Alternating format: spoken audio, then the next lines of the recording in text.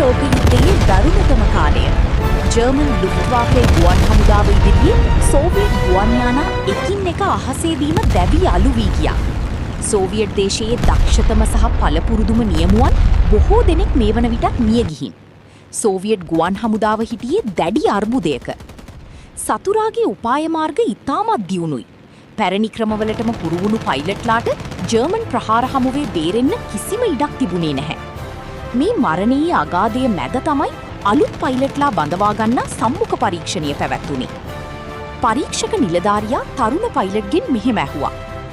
අපේ හොඳම පයිලට්ලා පවා ජර්මන් උණ්ඩ හමුවේ මැරිලා වැටෙනවා. උඹ කොහොමද ඌන්ට වඩා වෙනස් වෙන්නේ? තරුණයා කිසිම චකිතයක් නැතිව මෙහෙම කිව්වා.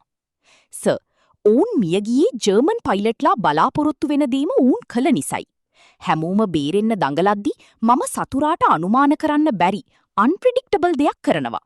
මම මාවම ගොදුරක් වගේ පෙන්වලා අවසාන මුහුතේ මගේ ඉලක්කය වෙනස් කරනවා.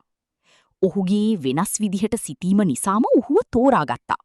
යුදබිමේදී ඔහු ඔප්පු කළේ දන්නා ශිල්පය පාවිච්චි කරන කෙනාට වඩා තත්ත්වයට අනුව ශිල්පය වෙනස් කරන කෙනා ජය ගන්නා බවයි.